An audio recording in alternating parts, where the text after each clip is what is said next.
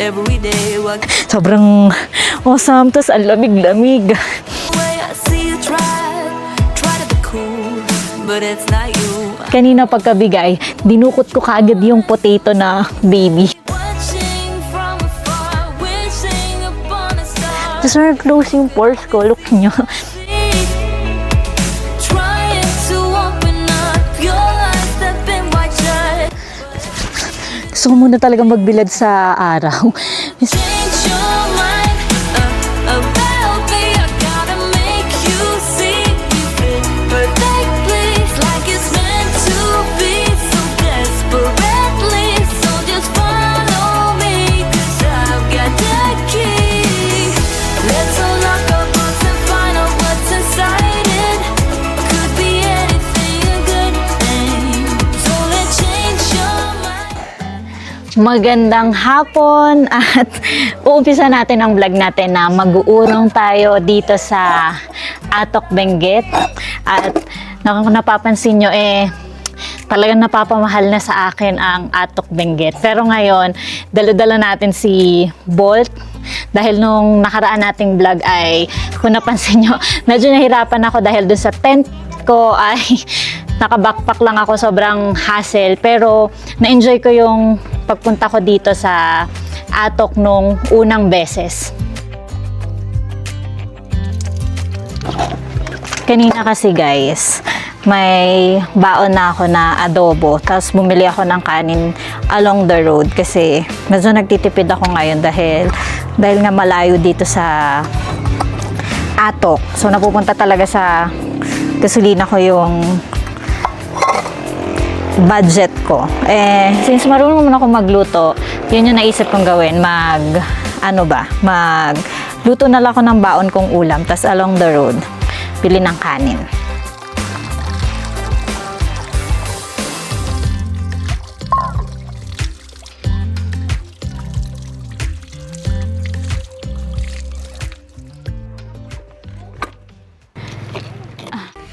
We're so dysfunctional, but still inseparable. Yeah, we just never get it right. You're playing games with me and my sympathy, but not enough to say goodbye. Oh, oh, oh, we stick together, but I know, oh, oh, it isn't for the better. No, that's just how we dance, with liquid confidence. We find each other every night. But if I were to let you go, if I would pack my bags and leave without you. At pagtapos ng ating pag-set up sa ating rig, nandito tayo sa Golden Sunrise na makikita sa Atok, Benguet. Ang camping fee dito ay 700 sa sakyan, tapos one person na yon. So kapag may additional, parang another 350. Tapos na-enjoy ko dito sa camping site na to dahil kita nyo naman to, napaka-cute si Aram, ano nga ulit pangalan mo? Si Jelay, si Ate Maxine, tama? Ayan yung mga bago nating kaibigan dito sa Atok.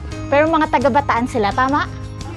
Oh, 'di ba? Kasi kanina kinukulit nila ako nung nakatambay ako dito. Pero mabait 'yan, 'di ba? Aram, mabait ka? Top 1. Top 1, ikaw, top 1 ka din? Ako, top 1. Kasi lahat sila top 1.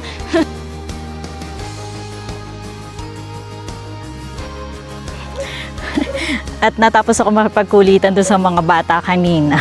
Pero naiinip pa ako, sobrang aga pa. Time check ay 2:37 pa lang. Ito yung entrance nung camping site. Bali, ito yung pinaka-spot ng car camping. Tapos doon yung registration. Dito makikita nyo yung mga succulent plants na nandyan. Pero napansin ko dito ay puro repolyo. Hindi ko alam kung pwede pumunta dyan, pero samahan nyo muna ako dahil gusto ko maglakad-lakad. Enjoy ko yung paglalakad-lakad dito sa Atok dahil alam niyo yung pakiramdam na malamig, tapos presko yung hangin.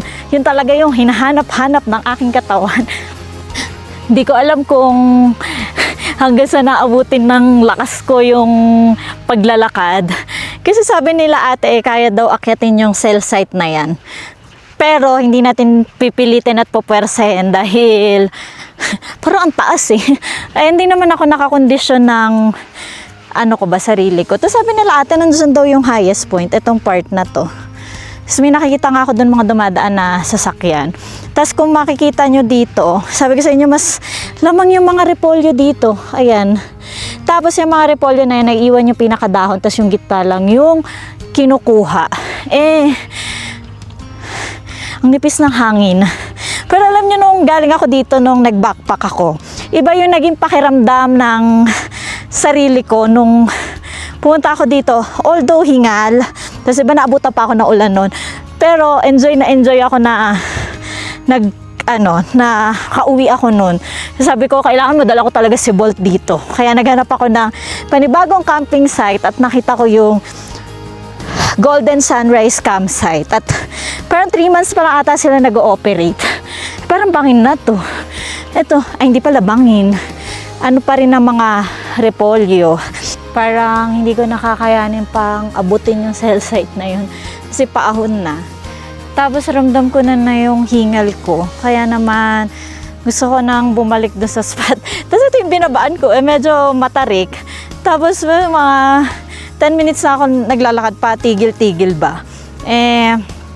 Parang gusto kong mag-merienda ng chichirya. Pero pag dito ako sa Benguet, ang nararamdaman ko ba ay parang mabagal yung oras or dahil siguro na-enjoy ko talaga yung klima. Kaya naman, tumaan niyo po kasi ako lang mag-isa. Lalakad na naman ako. Tapos ito yung view. Ayan. Alam nyo guys, ayokong ito dito. Ayoko siya ihalin tulad sa iba dahil iba ang ganda ng Atok Benguet. So kaya tayo susunod kasi nakaka-enjoy yung mga ganito. Isip ako ng pagkain. Hirap mo, naglakad ka, sag-iisip ka kung anong kakainin mo. Ganito lang ako guys, pinapagod ko talaga yung sarili ko tapos mag-iisip ako ng kakainin ko. Hingal. Guys, ito. Sunod pa yung camping site. Kala ko, brave ako din, mataas. Pastrong na naman kasi ako.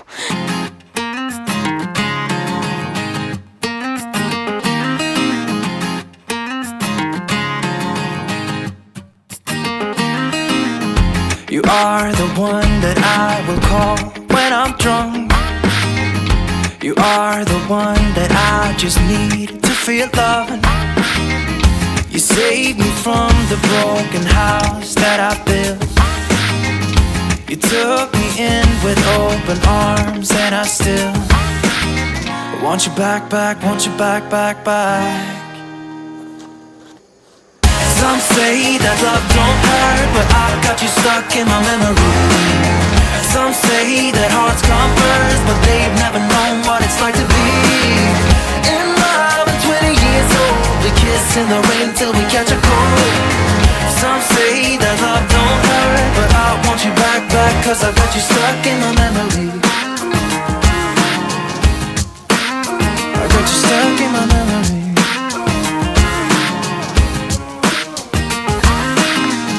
It's 2 a.m. and I can't sleep without you. And every wall is getting close, and I don't know what to do. Can't you save my soul? Can't you save my soul? Can't you mend my heart? Can't you mend my heart? I want you back, want you back. Yeah, I want you back, want you back. Nakita nyo kanina binigyan tayo ng iCafe ng portable espresso maker. Natuwa ako kasi brewed coffee na yung magagawa natin tuwing camping natin. Tapos, kanina habang nagsushoot ako nung portable espresso maker, binigyan ako nila Kuya Marco, ang aking mga kapitbahay dito sa campsite, ng napakasarap na, di ko alam kung chicken pastel ba tong dinala nila, pero kanina pagkabigay, dinukot ko kaagad yung potato na baby kasi ang sarap. Ngayon titikman natin dahil parang ang sarap talaga. Habang pinapalamig natin yung kape natin. Testing. Sila yung mga kapitbahay ko. Ang sarap.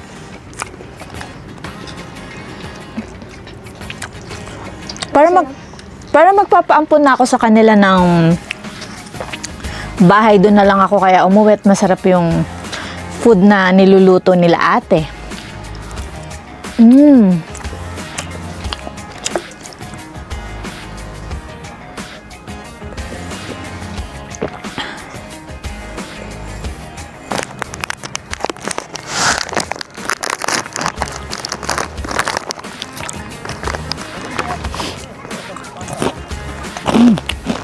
Sarap. Tapos ganito yung view mo habang kumakain ng cheesy. Panalo. I remember golden haze and the way your eyes would find me. The words we say for another day. It wasn't forever. It wasn't pretend. And it is quite a strange feeling to be this close to the end. It wasn't forever. It wasn't pretend. Just something worth feeling again and again.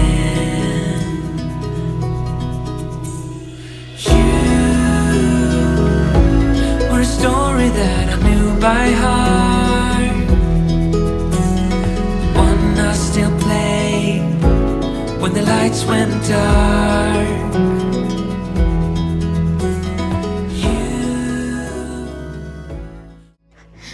Guys, nakikita niyo ba yung likod ko?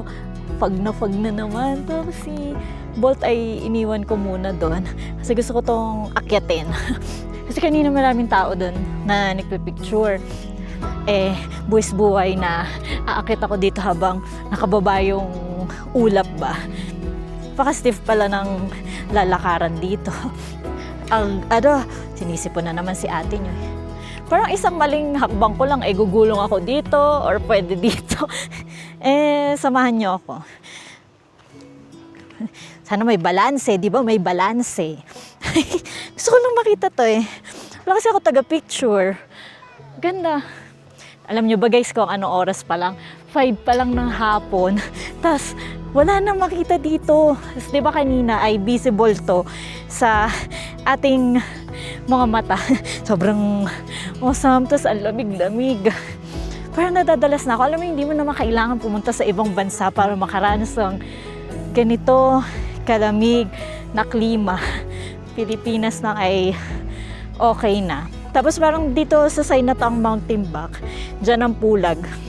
Di talaga natin makikita. Sobrang awesome.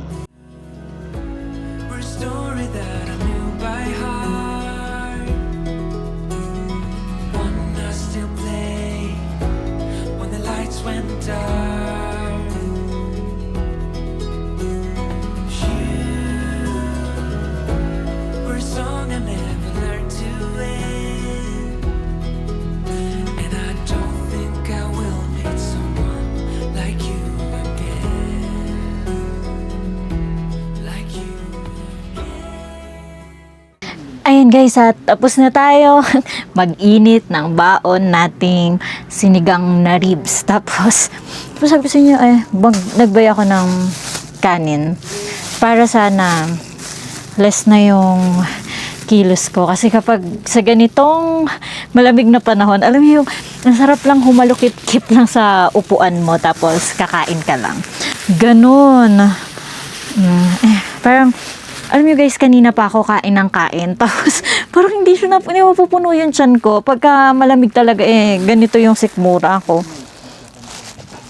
Pero, pwede pa siya. Kasi ang lamig, hindi talaga siya napapanis. effective guys yung nakaluto na ako dun sa bahay tapos iinitin ko na lang sa campsite. Umuusok. Guys, 12 degrees na dito. Kanina, tas ngayon palang dumilim. 7 o'clock na. Pero sa kanina mga alas 6, medyo maano pa siya. Tag dito maliwanag. Kala ko nga hindi didilim eh. Sarap. Guys, alam niyo yung pag ganito kalamig, ang sarap ng ang ulam mo ay sinigang, tapos maraming sabaw. Ganyan. Busog-lusog na naman ang atin yung.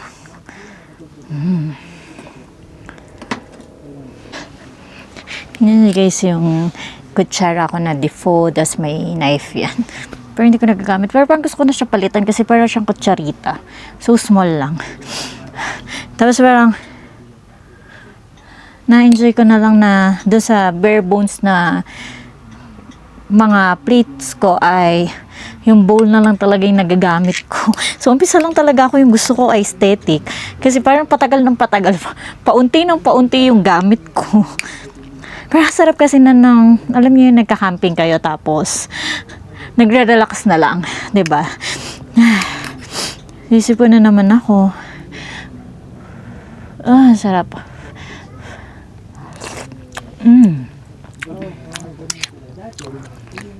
No, ininit ko, hindi ko tinanggal yung sili. Ang anghang tuloy, pero kagat yung anghang dito sa lamig, dito sa atok.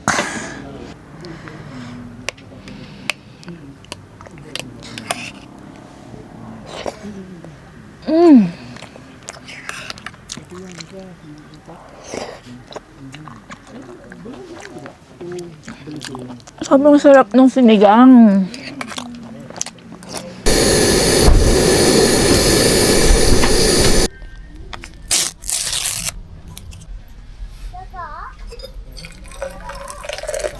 Matapos kong mag-ano ng ating chamomile tea kanina, umakyat na ako dito sa ating RTT kasi kung makikita nyo, 15 degrees yung lamig.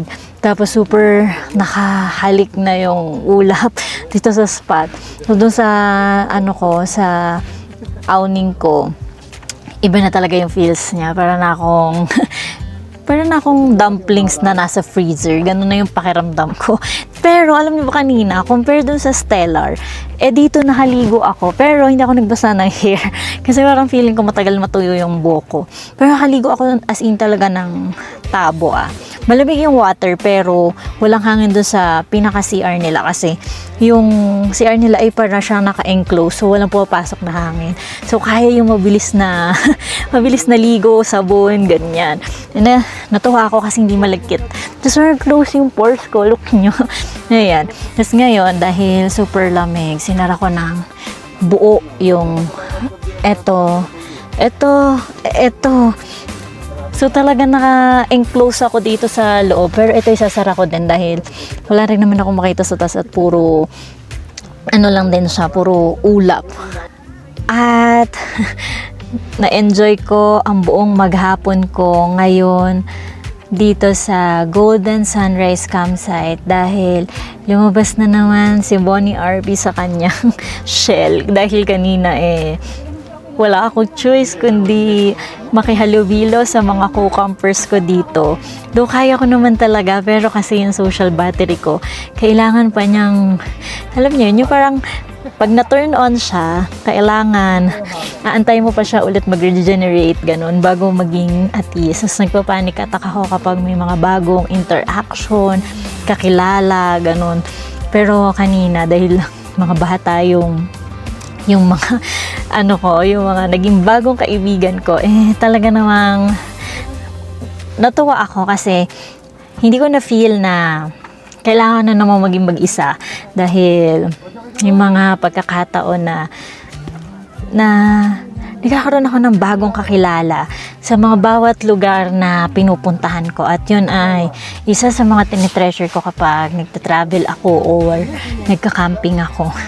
Pero ngayon ay nararamdaman nyo yung ano ko, pero nandito na lang yung boses ko kasi iba talaga yung lamig dito compare nung huling punta ko dito sa Atok. Sobrang Iba. Dumpling na nasa refrigerator. Actually, dumpling na nasa freezer nga talaga yung pakiramdam ko. Yan naman guys, ngayon iinumin ko yung chamomile tea ko, tapos ako'y magpapahinga na. Kasi, alam niyo yung chamomile tea, sabi nila nakaka-relax daw at nakaka-calm. Ganon. Sakto, meron akong baon. Yung gusto kong mamahinga ngayong gabi ng payapa at sobrang relax. Kaya naman ay good night guys.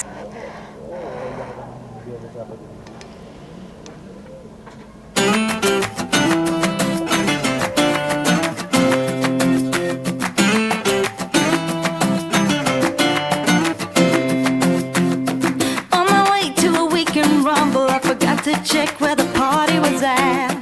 Roaming around without any trouble, I began to ask everybody I met, singing, oh, oh, oh, oh, oh, oh, oh. Just a shot away from the corner where I used to play with my friends as a kid, I saw a man with a pulled-up collar playing banjo with an invisible stick, singing, oh, oh, oh, oh. Sing now, oh, oh, oh. I turn around and wave to a kid who is running on his bike. Another day to spend doing nothing, just wait until the night. And if you find salvation, it's the only thing to do. You don't have to look no further, 'cause I'll take care of it for you. I'll take care of it for you.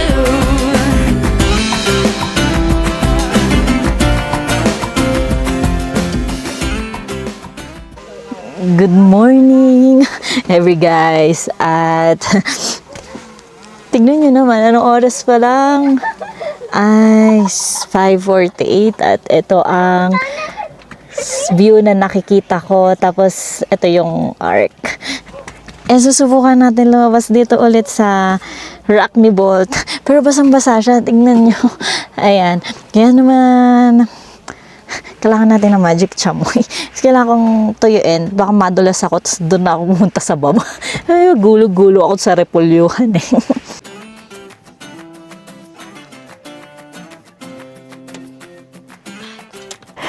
Solid yung spot natin dito.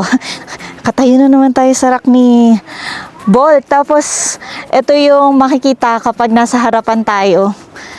Yung sunrise, paikot dito, yung bulubundukin ng Atok. Tapos dito yung mga palayan nila. Sobrang awesome neto.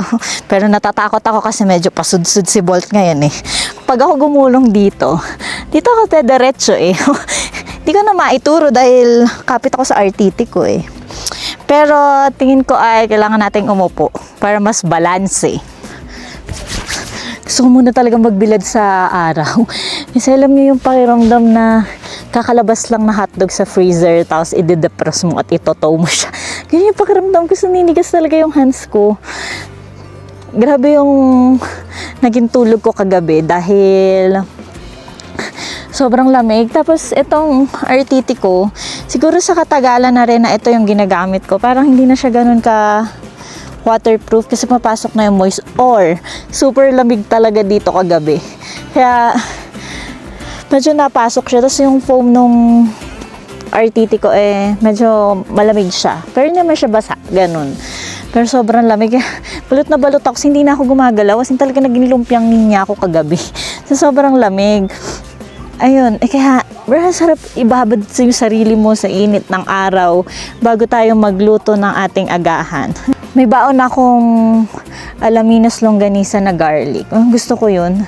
Pag malamig yung panahon, yung mainit na kanin, tapos garlic longganisa, ay perfect. Tapos humahampas-hampas sa'yo yung lamig. Perfect. Parang, kita nyo guys, ginagawa ko lang pag nagka-camping ako ay kumain, matulog, mag-relax. Di ba parang ang awesome nung ganun, kahit overnight lang. Ganun, solve talaga kapag ganitong experience yung nararanasan mo. Simpleng kaligayahan.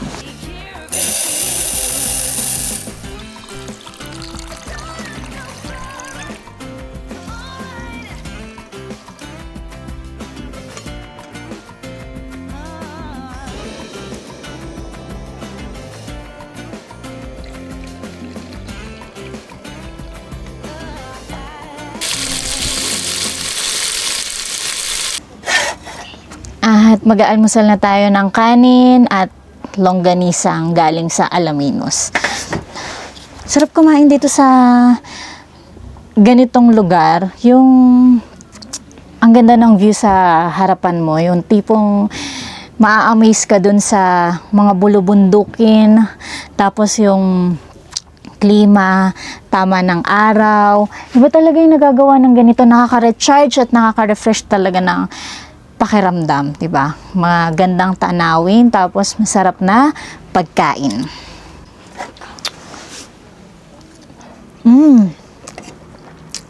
Ang sarap talaga ng garlic longganisa tapos plain na kanin. Sobrang malasa. Yung mapapadami ka ba ng kanin?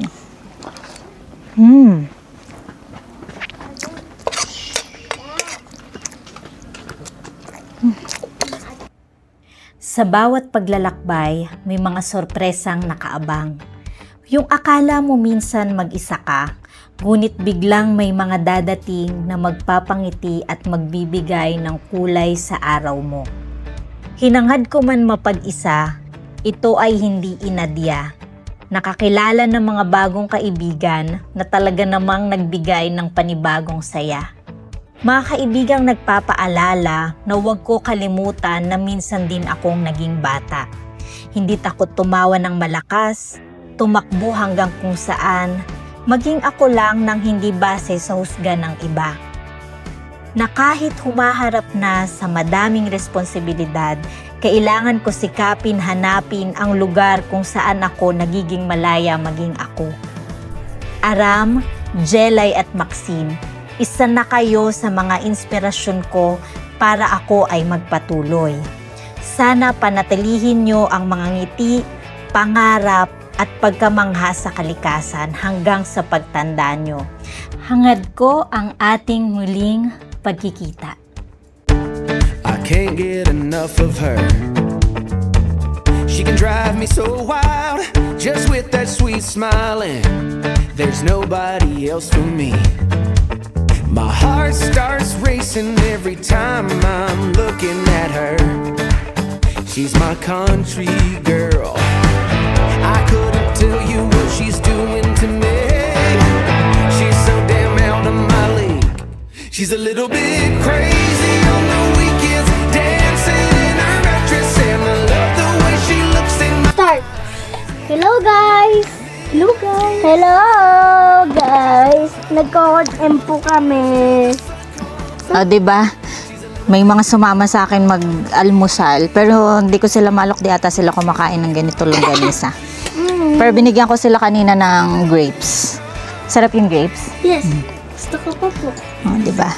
Tara na ma. Pag nakita po namin kayo ulit. Andiyan ako dyan. Sige. Ang sarap po ng Yung grapes? Deloy, andiyan ako dyan na tayo. Mababa Hindi naman tambayan yung spot ko. Ha? Kakabahan na kami. Kanina kamis. Bakit? Ikaw? Kanina madaldal ka, ba't ngayon biglang tantahimik ka? Hello po. Kanina, ang lilikot nila. Ano yung dance mo kanina? Pakita mo sa kanila yung Stardy. Dali. Dali na. Oo.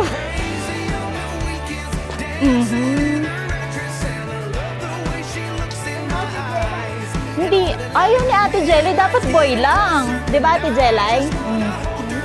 Wala na, nahiya na sila kasi kanina sabi nila ang tagal ko daw mag-vlog. Ngayon nagbablog ako, hindi naman na sila nagsasalita. Saan?